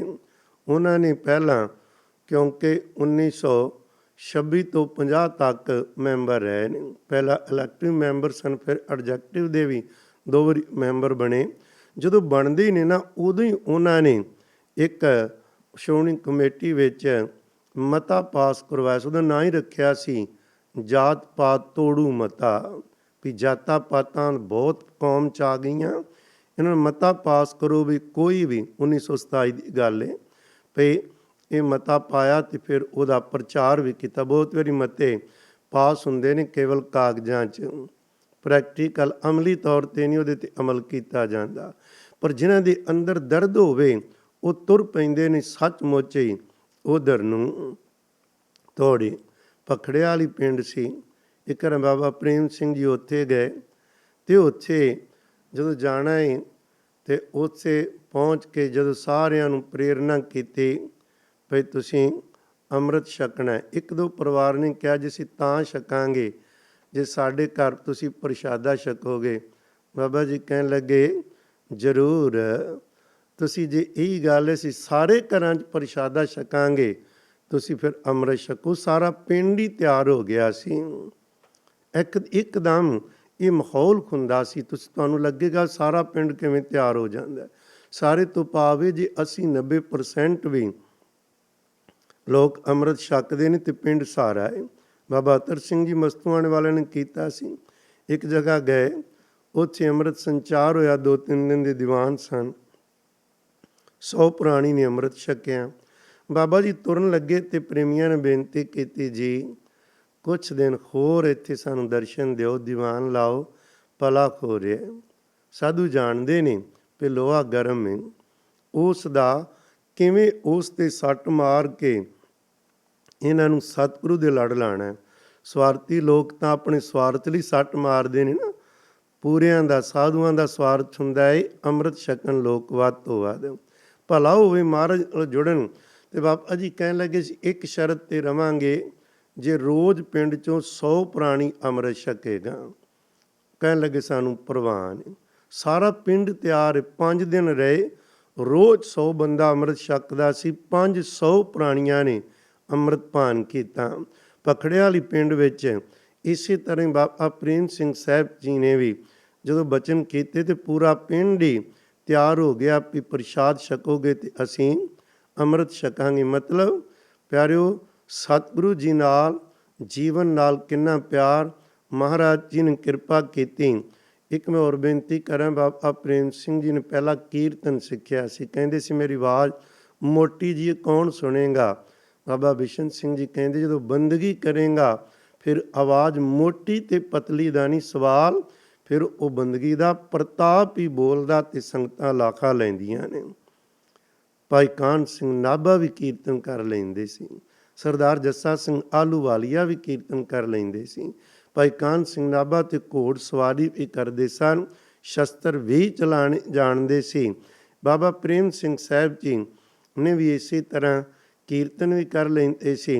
ਮੈਂ ਇੱਕ ਬੇਨਤੀ ਕਰਾਂ, ਗਿਆਨੀ ਚੇਤ ਸਿੰਘ ਜੀ ਜਿਹੜੇ ਬਾਅਦ ਵਿੱਚ ਹਰਿਮੰਦਰ ਸਾਹਿਬ ਹੈਡ ਗ੍ਰੰਥੀ ਤੱਕ ਵੀ ਰਹੇ, ਉਹੀ ਬਾਬਾ ਪ੍ਰੇਮ ਸਿੰਘ ਜੀ ਹੋਰਾਂ ਕੋਲੋਂ ਹੀ ਪੜ੍ਹੇ ਸੀ ਅਤੇ ਸੰਗਤ ਕੀਤੀ ਸੀ। ਉਹਨਾਂ ਨੇ ਉਹਨਾਂ ਦੇ ਜੀਵਨ ਬਾਰੇ, ਮੁਰਾਲੇ ਬਾਰੇ ਕਿਤਾਬ ਇਹ ਲਿਖੀ। ਤੋਂ ਗੱਲ ਕਰ ਰਹੇ ਸਾਂ, ਬਾਬਾ ਪ੍ਰੇਮ ਸਿੰਘ ਸਾਹਿਬ ਜੀ ਨੇ ਜਦੋਂ ਲੁਬਾਣਾ ਬਰਾਦਰੀ ਵੱਲ ਧਿਆਨ ਦਿੱਤਾ ਵੀ ਕਿਵੇਂ ਪਛੜ ਗਏ ਨੇ, ਸਿੱਖੀ ਵੱਲੋਂ ਵੀ ਪਛੜ ਗਏ, ਮਾਇਕ ਪੱਖੋਂ ਵੀ ਪਛੜ ਗਏ, ਇਹਨਾਂ ਨੂੰ ਕਿਵੇਂ ਦੁਬਾਰਾ ਪੈਰਾਂ 'ਤੇ ਖੜਾ ਕੀਤਾ ਜਾਵੇ, ਉਸ ਲਈ ਪੂਰਾ ਧਿਆਨ ਉੱਧਰ ਕੀਤਾ। ਮੈਂ ਫਿਰ ਇੱਕ ਗੱਲ ਸਪਸ਼ਟ ਕਰਨੀ ਚਾਹੁੰਦਾ ਵਾਂ, ਇਹ ਭਾਵੇਂ ਮਾੜੀ ਗੱਲ ਹੈ ਵੀ ਕੇਵਲ ਲੁਬਾਣਾ ਬਰਾਦਰੀ ਹੀ ਬਾਬਾ ਪ੍ਰੇਮ ਸਿੰਘ ਦੀ ਬਰਸੀ ਮਨਾਵੇ ਜਾਂ ਉਹਨਾਂ ਦੇ ਦਿਨ ਮਨਾਉਣ, ਬਾਕੀ ਵੀ ਸੰਗਤਾਂ ਮਨਾਉਂਦੀਆਂ ਨੇ, ਪਰ ਸਾਡੇ ਅੰਦਰ ਇਹ ਖਿਆਲ ਨਹੀਂ ਆਉਣਾ ਚਾਹੀਦਾ। ਪਰ ਕੋਈ ਸਵਾਲ ਕਰੇਗਾ ਵੀ ਫਿਰ ਲੁਬਾਣਾ ਬਰਾਦਰੀ ਨੂੰ ਉਚੇਚਾ ਧਿਆਨ ਕਿਉਂ ਦਿੱਤਾ ਗਿਆ। ਇਸ ਲਈ ਇੱਕ ਬਹੁਤ ਪਿਆਰਾ ਬਚਨ ਕੀਤਾ ਸੀ ਸੰਤ ਬਾਬਾ ਸੁੱਚਾ ਸਿੰਘ ਜੀ ਜਵੱਦੀ ਕਲਾ ਵਾਲਿਆਂ ਨੇ ਹਮੇਸ਼ਾ ਕਰਿਆ ਕਰਦੇ ਸਨ। ਉਹ ਕਹਿੰਦੇ ਸੀ ਹਰ ਬੰਦਾ ਉੱਠਦਾ ਕਹੇਗਾ ਸ਼੍ਰੋਮਣੀ ਕਮੇਟੀ ਕੁਝ ਨਹੀਂ ਕਰਦੀ ਪ੍ਰਚਾਰ, ਆਹ ਸਾਧੂ ਕੁਝ ਨਹੀਂ ਕਰਦੇ ਪ੍ਰਚਾਰ, ਆਪੋ ਆਪਣੇ ਡੇਰਿਆਂ 'ਤੇ ਲੱਗੇ ਨੇ। ਕਹਿੰਦੇ ਅਸੀਂ ਪੁੱਛਨੇ ਆ ਤੂੰ ਕੀ ਕੀਤਾ, ਤੂੰ ਆਪਣੇ ਆਪ ਨੂੰ ਪੁੱਛ, ਕੀ ਤੂੰ ਸਿੱਖ ਨਹੀਂ? ਕਹਿਣ ਵਾਲਿਆ ਤੂੰ ਸਿੱਖ ਨਹੀਂ, ਤੂੰ ਕੀ 4-5 ਬੰਦਿਆਂ ਨੂੰ ਅੰਮ੍ਰਿਤ ਛਕਾ ਲੇ? ਜਿਹੜਾ ਤੇਰਾ ਘੇਰਾ ਤੂੰ ਇੱਕ ਪਿੰਡ ਨੂੰ ਹੀ ਆਪਣਾ ਨਿਸ਼ਾਨਾ ਬਣਾ, ਇੱਕ ਪਿੰਡ ਵਿੱਚ ਸਾਰਿਆਂ ਨੂੰ ਮੈਂ ਗੁਰਬਾਣੀ ਪੜ੍ਹਾਉਣੀ, ਵੱਧ ਤੋਂ ਵੱਧ ਅੰਮ੍ਰਿਤ ਲਈ ਪ੍ਰੇਰਨਾ ਕਰਨੀ ਹੈ, ਸੰਗਤ ਵਿੱਚ ਆਉਣ ਲਈ ਕਰਨੀ ਹੈ। ਕਹਿੰਦੇ ਆਪਣੇ ਤੋਂ ਸ਼ੁਰੂ ਕਰੋ, ਕੁਛ ਇਲਾਕਾ ਵੰਡ ਲਵੋ, ਜੇ ਤੁਸੀਂ ਉਹਨਾਂ ਕੋ ਕਰ ਲਿਆ ਤੁਹਾਡੀ ਸੇਵਾ ਪ੍ਰਵਾਨ ਹੈ। ਜਦੋਂ ਕੋਈ ਸੇਵਾ ਚੁਣੀ ਜਾਂਦੀ ਹੈ ਉਹਦੇ ਨਾਲ ਭਲਾਈ, ਕੋਈ ਵੀ ਬਰਾਦਰੀ ਹੋਵੇ, ਇਨਸਾਨ ਰੱਬ ਨਾਲ ਜੁੜੇਗਾ। ਭਲਾ ਕਿਹਦਾ? ਇਨਸਾਨੀਅਤ ਦਾ, ਕੌਮ ਦਾ ਖਿਸਾਈ। ਅੰਮ੍ਰਿਤ ਛਕਾਏ ਲਿਬਾਸ ਬਦਲੇ, ਜਿਹੜੇ ਦਾਜ ਦਖੇਈ ਦੀ ਪਰੰਪਰਾ ਬੰਦ ਕਰਾਈ, ਪਖੰਡ ਦੂਰ ਕੀਤੇ ਗਏ। ਪਰ ਉਹਦੇ ਲਈ ਲੋੜ ਸੀ ਇੱਕ ਤਾਂ ਵੀ ਅੰਮ੍ਰਿਤ ਛਕਾਣਾ, ਗੁਰੂ ਗ੍ਰੰਥ ਸਾਹਿਬ 'ਤੇ ਲੜ ਲਾਣਾ। ਦੂਸਰਾ, ਜੇ ਪੈਸਾ ਅਤੇ ਨੌਕਰੀਆਂ ਕਿਧਰੇ ਨਹੀਂ ਸਨ ਬਰਾਦਰੀ ਨੂੰ ਮਿਲਦੀਆਂ ਉੱਚੀ ਜਗ੍ਹਾ 'ਤੇ, ਫਿਰ ਇਹ ਵੀ ਸਲਾਹ ਕਰਕੇ ਕਿਹਾ ਸੀ ਭਈ ਕਿਸੇ ਤਰੀਕੇ ਭਈ ਛੋਟੀ ਕਲਾਸ, ਜਿਹੜੀ ਕਲਾਸਾਂ ਵੰਡਦੇ ਨੇ ਜਾਤਾਂ ਦੇ ਆਧਾਰ 'ਤੇ, ਵੀ ਉਹਦੇ 'ਚ ਲਿਆ ਕੇ ਨੌਕਰੀਆਂ ਦਵਾਈਆਂ ਜਾਣ। ਬੈਕਵਰਡ ਕਲਾਸ ਉਹ ਵੀ ਹੋਇਆ ਸੀ। ਖੈਰ ਉੱਧਰ ਨਾ ਤੁਰੀਏ। ਬਾਬਾ ਜੀ ਨੇ ਆਖਿਆ ਸੀ ਸਕੂਲ ਖੋਲ੍ਹੀਏ। ਸਕੂਲ ਖੋਲ੍ਹਣ 'ਚ ਮੁਸ਼ਕਲ ਇੱਕ ਤਾਂ ਪੈਸੇ ਦੀ ਸੀ ਬਹੁਤ ਜ਼ਿਆਦਾ, ਦੂਸਰਾ ਇਹ ਸੀ ਵੀ ਲੋਕਾਂ ਦੇ ਜਿਹੜੇ ਵਿਚਾਰ ਇਹੋ ਜਿਹੇ ਬਣਾ ਦਿੱਤੇ ਸਨ ਹਕੂਮਤਾਂ ਨੇ ਵੀ ਪੜ੍ਹਨ ਦੀ ਲੋੜ ਹੀ ਕੋਈ ਨਹੀਂ, ਕੁੜੀਆਂ ਨੂੰ ਤਾਂ ਬਿਲਕੁਲ ਹੀ ਲੋੜ ਹੀ ਨਹੀਂ, ਮੁੰਡਿਆਂ ਨੂੰ ਪੜ੍ਹ ਗਏ ਅਤੇ ਜ਼ਿਮੀਂਦਾਰਾ ਕੌਣ ਕਰੇਗਾ। ਅਨਪੜ੍ਹਤਾ ਸਭ ਤੋਂ ਵੱਡੀ ਜਿਹੜੀ ਹੈ ਇਸ ਜ਼ਿੰਦਗੀ 'ਚ ਰੁਕਾਵਟ ਬਣਦੀ ਹੈ। ਅਨਪੜ੍ਹਤਾ 'ਚੋਂ ਪਖੰਡ ਨਿਕਲਦਾ ਹੈ। ਆਹ ਜਿੰਨੀਆਂ ਵਹਿਮ ਭਰਮ ਨਿਕਲਦੇ ਅਨਪੜ੍ਹਤਾ 'ਚੋਂ, ਬੜੇ ਦੁੱਖ ਸਨ। ਤਾਂ ਉਹਨਾਂ ਨੇ ਸਕੂਲਾਂ ਵੱਲ ਧਿਆਨ ਕੀਤਾ। ਮੁਸ਼ਕਲਾਂ ਵੀ ਬੜੀਆਂ ਉਹਨਾਂ ਨੂੰ ਆਈਆਂ। ਉਹ ਇੱਕ ਟਾਂਡੇ ਜਦੋਂ ਸਕੂਲ ਖੋਲ੍ਹਣਾ ਸੀ ਨਾ, ਪਹਿਲਾਂ ਕੁਝ ਖੋਲ੍ਹਿਆ ਅਤੇ ਬੰਦ ਹੋ ਗਿਆ ਹੋਣਾ। ਬਾਬਾ ਜੀ ਕਹਿੰਦੇ ਤੇ ਸਕੂਲ ਖੋਲ੍ਹਿਆ ਜਾਵੇ। ਸਾਰਿਆਂ ਨੂੰ ਇਕੱਠਿਆਂ ਕੀਤਾ। ਉਹ ਕਹਿੰਦੇ ਜੀ ਨਹੀਂ ਖੁੱਲ੍ਹ ਸਕਦਾ। ਕਹਿੰਦੇ ਕੀ ਗੱਲ? ਕਹਿੰਦੇ ਸਰਕਾਰ ਨੇ ਕਿਹਾ ਸੀ ਵੀ 500 ਰੁਪਈਆ ਤੁਸੀਂ ਪਿੰਡ ਵੱਲੋਂ ਦੇ ਦਿਓ, ਬਾਕੀ ਅਸੀਂ ਪਾ ਕੇ ਸਕੂਲ ਖੋਲ੍ਹ ਦਿਆਂਗੇ। ਫਿਰ ਤੁਸੀਂ ਕਿਉਂ ਨਾ ਇਕੱਠਾ ਕੀਤਾ? ਕਹਿੰਦੇ ਸਾਰੇ ਪਿੰਡ ਨੇ ਪੂਰਾ ਜ਼ੋਰ ਲਾਇਆ, ਸਾਡੇ ਕੋਲੋਂ 200 ਰੁਪਈਆ ਇਕੱਠਾ ਹੋਇਆ ਸੀ ਕੇਵਲ। 300 ਨਹੀਂ ਹੋਰ ਬਣਿਆ ਅਤੇ ਸਕੂਲ ਨਹੀਂ ਖੁੱਲ੍ਹਿਆ। ਬਾਬਾ ਜੀ ਦਾ ਮਨ ਭਰ ਆਇਆ। ਸੱਚੇ ਨੇ, ਕਿੱਥੋਂ ਦੇਣ ਪੈਸਾ? ਬੱਚਿਆਂ ਨੂੰ ਖਵਾਉਣ ਜੋਗੀ ਰੋਟੀ ਨਹੀਂ, ਕਿੱਥੋਂ ਕੱਢਣ? ਨਕਦ ਤਾਂ ਕਿਸੇ ਕਰਮਾਂ ਵਾਲੇ ਕੋਲ ਹੀ ਸੀ, ਨਹੀਂ ਤਾਂ ਸੋਨਾ ਆਦਿਕ ਜਿਨ੍ਹਾਂ ਕੋਲ ਸੋਈ ਗਹਿਣੇ ਗੁਣੇ ਰੱਖ ਕੇ ਗੁਜ਼ਾਰਾ ਇਸੇ ਤਰ੍ਹਾਂ ਚੱਲੀ ਜਾਂਦਾ ਹੁੰਦਾ ਸੀ। ਕਿਸੇ ਕੋਲ ਉਹ ਵੀ ਨਹੀਂ ਸੀ। ਤਾਂਬਾ ਵਿਕਦਾ ਸੀ, ਚਾਂਦੀ ਦਾ ਮੁੱਲ ਸੀ, ਲੈਣ ਦੇਣੀ ਅਨਲਖ ਹੁੰਦੇ ਸਨ। ਜ਼ਮੀਨਾਂ ਲੈਣੀਆਂ, ਸੋਨੇ ਆਦਿਕ ਗਹਿਣੇ ਆਦਿਕ ਰੱਖ ਕੇ ਨਾ ਗਹਿਣੇ, ਤਾਂ ਕਿ ਇਹਦੇ 'ਚੋਂ 4 ਦਾਣੇ ਆਉਣਗੇ, ਰੋਟੀ ਤੇ ਮਿਲੇਗੀ। ਬਾਬਾ ਜੀ ਨੇ ਉੱਥੇ 1200 ਰੁਪਈਆ ਇਕੱਠਾ ਕਰਕੇ ਸਕੂਲ ਖੋਲ੍ਹਿਆ। ਇੱਕ ਜਗ੍ਹਾ ਨਹੀਂ, ਕਈ ਜਗ੍ਹਾ 'ਤੇ ਬਾਬਾ ਜੀ ਉਹਨਾਂ ਨੇ ਸਕੂਲ ਖੋਲ੍ਹੇ। ਲੋਕਾਂ ਨੇ ਵਿਰੋਧ ਵੀ ਬੜਾ ਕੀਤਾ, ਪਿਆਰ ਵੀ ਬੜਾ ਦਿੱਤਾ, ਪਰ ਉਹ ਸਾਰੀਆਂ ਮੁਸ਼ਕਲਾਂ ਦਾ ਟਾਕਰਾ ਕਰਦੇ ਕਰਦੇ ਹੀ ਬਾਬਾ ਜੀ ਬਾਰੇ ਇੱਕ ਮਸ਼ਹੂਰ ਹੋ ਗਈ ਸੀ ਗੱਲ, ਪਰ ਜਿੱਥੇ ਸੰਤ ਬਾਬਾ ਪ੍ਰੇਮ ਸਿੰਘ ਜੀ 4-5 ਘੰਟੇ ਠਹਿਰ ਜਾਣਗੇ ਨਾ, ਉੱਥੇ ਛੋਟਾ ਪ੍ਰਾਇਮਰੀ ਸਕੂਲ ਖੁੱਲ੍ਹ ਜਾਏਗਾ।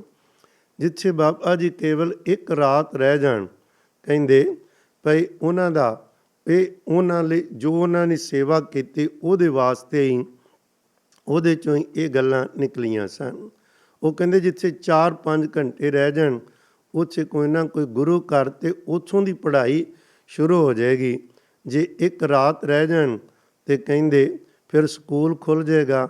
ਜੇ 2-3 ਦਿਨ ਰਹਿ ਜਾਣ ਅਤੇ ਹਾਈ ਸਕੂਲ ਜ਼ਰੂਰ ਖੁੱਲ੍ਹੇਗਾ, ਅਤੇ ਜੇ ਇੱਕ ਹਫ਼ਤਾ ਰਹਿ ਜਾਣ ਅਤੇ ਉੱਥੇ ਕਾਲਜ ਬਣਨ ਦੀ ਆਸ, ਕਾਲਜ ਬਣ ਜਾਏਗਾ। ਮਤਲਬ ਇਹੋ ਜਿਹਾ ਉਹਨਾਂ ਦਾ ਪ੍ਰਭਾਵ ਸੀ, ਪ੍ਰੇਰਨਾ ਕਰਦੇ ਸਨ, ਲੋਕ ਤਿਆਰ ਹੋ ਜਾਂਦੇ ਸਨ। ਹੋਇਆ ਵੀ ਇਸੇ ਤਰ੍ਹਾਂ ਸੀ।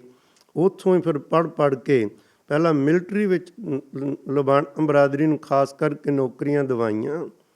ਜਦੋਂ ਦਵਾਈਆਂ ਫਿਰ ਉਹਦਾ ਉਸ ਚੀਜ਼ ਨੇ ਰੰਗ ਲਿਆਂਦੇ। ਇੱਕ ਵਾਰ ਨਾ ਰਾਜਾ ਯਾਦਵਿੰਦਰ ਸਿੰਘ ਨੇ ਆਉਣਾ ਸੀ ਕਾਨਫਰੰਸ ਅੰਦਰ, ਅਤੇ ਬਾਬਾ ਪ੍ਰੇਮ ਸਿੰਘ ਜੀ ਕਹਿਣ ਲੱਗੇ ਜਿੰਨੇ ਫੌਜੀ ਆਏ ਹੋ, ਫੌਜ ਵਿੱਚੋਂ ਛੁੱਟੀ 'ਤੇ ਆਏ ਹੋ, ਸਾਰੇ ਬਾਪ ਵਰਦੀਆਂ ਪਾ ਕੇ ਤੁਸੀਂ ਸੰਗਤ ਵਿੱਚ ਆਉਣਾ। ਜਦੋਂ ਸੰਗਤ ਵਿੱਚ ਆਏ ਵਰਦੀਆਂ ਪਾ ਕੇ, ਫੌਜੀਆਂ ਤਿਆਰ ਪਰ ਤਿਆਰ ਦੇਖਿਆ, ਅੰਮ੍ਰਿਤਧਾਰੀ ਵੀ, ਸਾਬਤ ਸੂਰਤ, ਤੇ ਰਾਜਾ ਯਾਦਵਿੰਦਰ ਸਿੰਘ ਬਹੁਤ ਖੁਸ਼ ਹੋਇਆ ਸੀ। ਕਹਿਣ ਲੱਗੇ ਬਾਬਾ ਪ੍ਰੇਮ ਸਿੰਘ ਕੁਝ ਵੀ ਸੇਵਾ ਲਈ ਕਹਿਣ ਨਾ, ਉਹਨਾਂ ਨੂੰ ਹਰ ਤਰ੍ਹਾਂ ਦੀ ਅਸੀਂ ਮਦਦ ਕਰਾਂਗੇ। ਪ੍ਰੋਫੈਸਰ ਤੇਜਾ ਸਿੰਘ ਜੀ ਖੁਰਾ ਨੇ, ਜਿਹੜੇ ਕਦੇ ਖਾਲਸਾ ਕਾਲਜ ਵਿੱਚ ਪੜ੍ਹਾਉਂਦੇ ਰਹੇ, ਬਾਅਦ 'ਚ ਉਹ ਪੈਪਸੂ ਵਿੱਚ ਗਏ, ਉਹਨਾਂ ਨੇ ਵੀ ਜਦ ਸੰਗਤ ਵੇਖੀ ਸੀ ਬਾਬਾ ਪ੍ਰੇਮ ਸਿੰਘ ਜੀ ਖੁਰਾ ਨੇ ਕਿਵੇਂ ਰੰਗ ਲਾਏ, ਤੇ ਬੜੇ ਚਾਵਾਂ ਨਾਲ ਕਿਹਾ ਸੀ ਹੁਣ ਸਿੱਖੀ ਨੂੰ ਖਤਰਾ ਨਹੀਂ ਹੈ।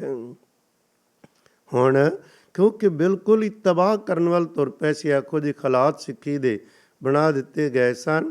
ਇਹ ਤਾਂ ਉਹਨਾਂ ਨੂੰ ਮਹਾਰਾਜ ਨੇ ਕਿਰਪਾ ਕੀਤੀ, ਪੈਦਾ ਹੋਈਆਂ ਇਹੋ ਜਿਹੀਆਂ ਰੂਹਾਂ ਇੱਕ ਦੋ ਇੱਕ ਝੜਨ ਦੀਆਂ, ਉੱਚ ਕੋਟੀ ਦੇ ਪੂਰਨ ਮਹਾਂਪੁਰਸ਼ ਵੀ ਖੋਏ। ਕਿਧਰੇ ਅੰਮ੍ਰਿਤ ਸੰਚਾਰ ਦੀਆਂ ਲਹਿਰਾਂ ਬਾਬਾ ਅਤਰ ਸਿੰਘ ਜੀ ਖੁਰਾ ਨੇ ਸਕੂਲ 1906 ਵਿੱਚ ਕੁੜੀਆਂ ਦਾ ਖੋਲ੍ਹਿਆ। ਮੈਂ ਗੱਲ ਭੁੱਲ ਨਾ ਜਾਵਾਂ, ਇਹ ਜ਼ਰੂਰ ਤੁਹਾਨੂੰ ਚੇਤਾ ਕਰਾਉਣੀ ਚਾਹੁੰਦੇ, ਜਿਹੜੇ ਕਹਿੰਦੇ ਨਾ ਵੀ ਪਹਿਲੀ ਵਾਰੀ ਸਕੂਲ ਖੁੱਲ੍ਹੇ, ਨਹੀਂ, ਸਾਨੂੰ ਇਤਿਹਾਸ ਤੋਂ ਦੂਰ ਕਰ ਦਿੱਤਾ ਗਿਆ। ਮਹਾਰਾਜਾ ਰਣਜੀਤ ਸਿੰਘ ਜੀ ਨੇ ਕੁੜੀਆਂ ਦੇ ਉਚੇਚੇ ਸਕੂਲ ਖੋਲ੍ਹੇ ਸੀ, ਤੇ ਉਸ ਨੇ ਬਕਾਇਦਾ ਕਾਇਦੇ ਬਣਾਏ ਸੀ, ਕਦੇ ਹਿਸਟਰੀ ਪੜ੍ਹੋ। ਉਹਨਾਂ ਨੇ ਕਿਹਾ ਸੀ ਇਕੱਲੇ ਲਾਹੌਰ ਅੰਦਰ ਹੀ 15 ਸਨ ਕਾਲਜ, ਕਦੇ ਪੜ੍ਹ ਕੇ ਵੇਖੋ। ਉਸ ਵਕਤ ਅੰਗਰੇਜ਼ਾਂ ਨੇ ਜਦੋਂ ਰਾਜ ਖੋਇਆ ਤੇ ਉਦੋਂ ਆਪਣੇ ਬੰਦੇ ਲਾਇਸੈਂਸ ਦਾ ਪੜ੍ਹਾਈ ਦਾ ਮਿਆਰ ਵੇਖੋ। ਅੰਗਰੇਜ਼ ਬੰਦੇ ਨੇ ਰਿਪੋਰਟ ਦਿੱਤੀ ਸੀ, ਅੰਗਰੇਜ਼ੋ ਵਲਾਇਤ ਵਿੱਚ ਪੜ੍ਹਾਈ ਦਾ ਲੈਵਲ ਉਹ ਨਹੀਂ ਜਿਹੜਾ ਸਿੱਖ ਰਾਜ ਵਿੱਚ ਮਹਾਰਾਜਾ ਰਣਜੀਤ ਸਿੰਘ ਨੇ ਪਹਿਲਾਂ ਹੀ ਪੈਦਾ ਕੀਤਾ ਹੋਇਆ। ਕੁੜੀਆਂ ਨੂੰ ਤੇ ਇਹ ਸੀ ਵੀ ਕੋਈ ਵੀ ਬੱਚੀ ਅਨਪੜ੍ਹ ਨਹੀਂ ਰਹਿਣੀ ਚਾਹੀਦੀ, ਉਚੇਚਾ ਪ੍ਰਬੰਧ ਸੀ।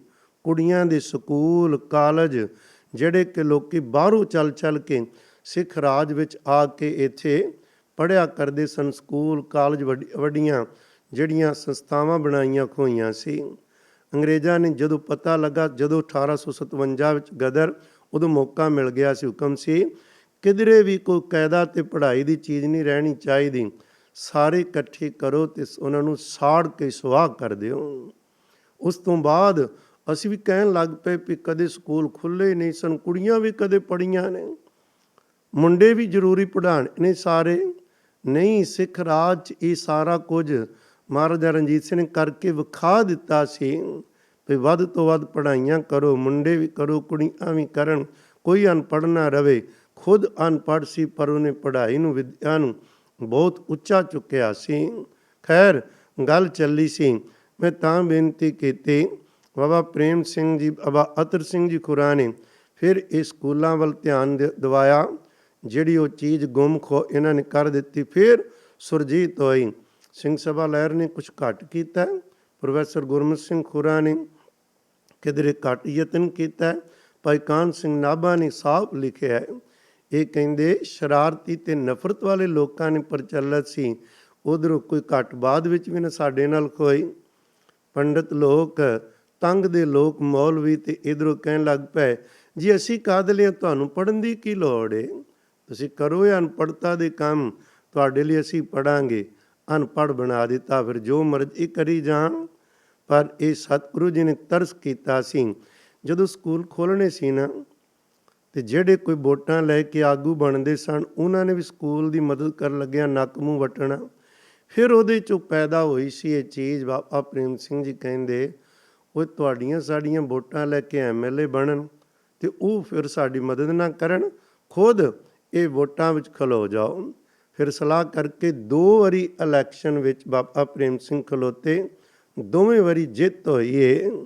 ਪਹਿਲੀ ਵਾਰੀ ਬੜਾ ਤਕੜਾ ਮੁਕਾਬਲਾ ਸੀ ਸਰਦਾਰ ਹਰਬੰਸ ਸਿੰਘ ਜੀ ਨਾਲ, ਉਹ ਅਮੀਰ ਬੜੇ ਨੇ, ਇੱਧਰ ਪੈਸਾ ਕੋਈ ਨਹੀਂ, ਪਰ ਇੱਧਰ ਸੰਗਤਾਂ ਦੀ ਦਿਲਾਂ ਦੀ ਅਮੀਰੀ ਨਾਲ ਸੀ। 16,000 ਵੋਟ ਵੱਧ ਲੈ ਕੇ ਬਾਬਾ ਪ੍ਰੇਮ ਸਿੰਘ ਜੀ ਜਿੱਤੇ ਸਨ, ਜਦੋਂ ਕਿ ਦੂਸਰੀਆਂ ਸੀਟਾਂ 'ਤੇ ਅਕਾਲੀਆਂ ਵੱਲੋਂ ਬਹੁਤੇ ਹਾਰੇ ਹੀ ਸਨ। ਉਦੋਂ ਇੱਕ ਗੱਲ ਨਵੀਂ ਵੇਖੀ ਗਈ ਸੀ, ਜਦੋਂ ਵੋਟ ਪਾਣੀ ਸੀ ਨਾ ਬਾਬਾ ਪ੍ਰੇਮ ਸਿੰਘ ਜੀ ਹੋਰਾਂ ਨੂੰ, ਸੰਗਤਾਂ ਇੱਕ ਨੋਟ ਪਾਉਂਦੀਆਂ ਸਨ ਤੇ ਇੱਕ ਵੋਟ ਪਾਉਂਦੀਆਂ ਸੀ। ਲੋਕ ਕਹਿੰਦੇ ਸਨ ਭਾਵੇਂ ਨੋਟ ਗਿਣ ਲਓ ਤੇ ਭਾਵੇਂ ਵੋਟ ਗਿਣ ਲਓ, ਇੱਕੋ ਜਿਹੇ ਨਿਕਲਣਗੇ। ਅੰਦਰ ਚਾਹ ਸੀ ਭਈ ਜਿਹੜਾ ਸਾਡੀ ਬਾਂਹ ਪਕੜਦਾ ਸੀ, ਕਿਉਂ ਉਹਨਾਂ ਨੂੰ ਅੱਗੇ ਲਿਆਈਏ। MLA ਬਣੇ ਨੇ ਚੌਧਰ ਲਈ ਨਹੀਂ, ਲੋਕ ਭਲਾਈ ਲਈ, ਸੇਵਾ ਵਾਸਤੇ। ਤਾਕਤ ਹੋਏਗੀ ਉਹਨੂੰ ਚੰਗੇ ਪਾਸੇ ਵਰਤਾਂਗੇ। ਇਸ ਕਰਕੇ ਉਹਨਾਂ ਲੋਕਾਂ ਨੇ ਪਿਆਰ ਵੀ ਦਿੱਤਾ। ਅੱਜ ਦੁਨੀਆ ਦੀਆਂ ਵੱਡੀਆਂ ਤੋਂ ਵੱਡੀਆਂ ਪਦਵੀਆਂ 'ਤੇ ਉਹ ਲੋਕ ਬੈਠੇ ਨੇ ਜਿਹੜੇ ਤੋਂ ਸਕੂਲਾਂ 'ਚੋਂ ਉਹਨਾਂ ਕਾਲਜਾਂ 'ਚੋਂ ਪੜ੍ਹ ਕੇ ਬਾਬਾ ਪ੍ਰੇਮ ਸਿੰਘ ਦੀ ਸੰਗਤ ਜਾਂ ਉਹਨਾਂ ਵੱਲੋਂ ਚਲਾਈ ਜੋ ਪਰੰਪਰਾ ਸੀ ਉਹਦੇ ਵਿੱਚ ਜਿਹੜੇ ਸ਼ਾਮਲ ਹੋਏ, ਜਿਹੜੇ ਜਾਗੇ ਲੋਕ ਹੈ, ਅੱਜ ਦੁਨੀਆ ਦੇ ਵੱਖ-ਵੱਖ ਦੇਸ਼ਾਂ ਵਿੱਚ ਬੈਠ ਕੇ ਲਾਖਾ ਲੈ ਰਹੇ ਨੇ, ਸੁੱਖ ਲੈ ਰਹੇ ਨੇ, ਪਰਿਵਾਰ ਅਮੀਰ ਨੇ। ਮਹਾਰਾਜ ਹੋਰ ਉਹਨਾਂ ਨੂੰ ਭਾਗ ਲਾਣ, ਹੋਰ ਚੜ੍ਹਦੀਆਂ ਕਲਾ ਵੱਲ ਜਾਣ, ਸਿੱਖੀ ਲਈ ਕੰਮ ਕਰਨ। ਪਰ ਜਿਹੜੇ ਬਾਬਾ ਪ੍ਰੇਮ ਸਿੰਘ ਜੀ ਨੇ ਜਿਨ੍ਹਾਂ ਔਗਣਾਂ ਵਿੱਚੋਂ ਬਾਹਰ ਕੱਢਿਆ ਸੀ ਉਹਨੂੰ ਨਾ ਕਦੇ ਭੁੱਲੀਏ। ਜੇ ਆਪਾਂ ਉਹੀ ਕੰਮ ਕਰਾਂਗੇ ਤੇ ਫਿਰ ਤਾਂ ਨਹੀਂ ਨਾ ਬਰਸੀਆਂ ਮਨਾਉਣ ਦਾ ਕੋਈ ਲਾਭ ਹੋਏਗਾ। ਤੁਸੀਂ ਸੋਚੋ ਜਰਾ, ਹਰ ਬਰਸੀ ਸਮਾਗਮ 'ਚ ਵੇਖਿਆ ਕਰੋ ਵੀ ਅੰਮ੍ਰਿਤ ਕਿੰਨੇ ਲੋਕਾਂ ਨੇ ਛਕਿਆ। 1921 ਦੀ ਜਦੋਂ ਕਾਨਫਰੰਸ ਹੋਈ ਨਾ ਜ਼ਿਲ੍ਹਾ ਗੁਜਰਾਂਵਾਲੇ ਪਿੰਡ ਵਾਂਡੋ 'ਚ, ਤੇ ਉਦੋਂ ਇਹੋ ਜਿਹੇ ਢੰਗ ਨਾਲ ਸਿੱਖੀ ਪ੍ਰਚਾਰ ਹੋਇਆ ਸੀ, ਸਾਰੇ ਰਲ ਕੇ ਕੀਤਾ। 10,000 ਪ੍ਰਾਣੀ ਨੇ ਅੰਮ੍ਰਿਤ ਦੀ ਦਾਤ ਲਈ ਸੀ, 10,000 ਪ੍ਰਾਣੀਆਂ ਨੇ। ਸਾਨੂੰ ਚਾਹੀਦਾ ਵੱਡੀ ਪੱਧਰ 'ਤੇ ਅੰਮ੍ਰਿਤ ਸੰਚਾਰ ਕੀਤਾ ਜਾਣ।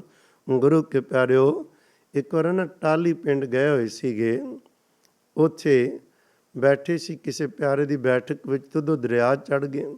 ਸਾਰਾ ਇਲਾਕਾ ਘਬਰਾਇਆ ਪਿਆ ਸੀ, ਦਰਿਆ ਚੜ੍ਹ ਗਏ, ਮਾਲ ਡੰਗਰ ਇਹਨੇ ਰੋੜ ਕੇ ਲੈ ਜਾਣਾ, ਫਸਲਾਂ ਤਬਾਹ ਹੋ ਜਾਣੀਆਂ ਨੇ, ਜਿਹੜੇ ਮਾੜੇ ਮੋਟੇ ਘਰ ਬਣਾਏ ਨੇ ਇਹ ਵੀ ਰੁੜ ਜਾਣਗੇ, ਕੀ ਕਰਾਂਗੇ ਅਸੀਂ।